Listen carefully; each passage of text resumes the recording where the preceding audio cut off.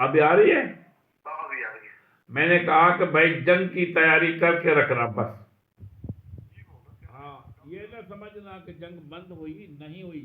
جن لوگوں کے لیے بے وفاؤں کے لیے جنگ بند ہو یا نہ ہو، لیکن سچوں کی جنگ چلتی رہتی ہے، کیونکہ وہ تو نفسوں سے بھی جنگ کرتے ہیں، روح سے بھی کرتے ہیں، اور ہر لحاظ سے لڑنا ہوتا ہے. ہاں بے فکر ہو جانا. اور میں لکھ کے دیتا ہوں کہ کسی کے مجال نہیں ہمارا مقابلہ کرنے کے لیے، پھر بھی تیار رہنا ہے.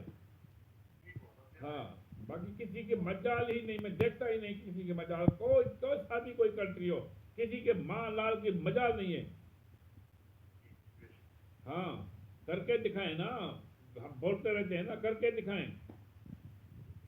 ہاں یہ ملک ایسے نہیں کہ یہ غداروں نے ملک کو لوٹا ہوا ہے، لیکن پھر بھی ملک کو کچھ نہیں ہونا ہے.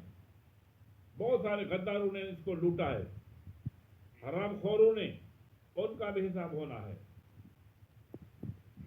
ہاں کوئی بھی ہو، کسی بھی عہدے سے تعلق رکھتے ہو، کسی بھی سے بھی، جسی نے بھی اس ملک کو لوٹا ہے، اس بدماشوں کا صفایا ہونا ہی ہونا ہے کسی صورت میں بھی. کوئی بھی ہو، آرمی ہو، میں نام لے کے کہتا ہوں، چاہے آرمی ہو، عدلیہ ہو، اور یہ حکمران لوٹ مار والے ہو، جو بھی ہو، جنہوں نے ملک کو لوٹا ہوا ہے، بے وفائی کر کے بھاگ جاتے.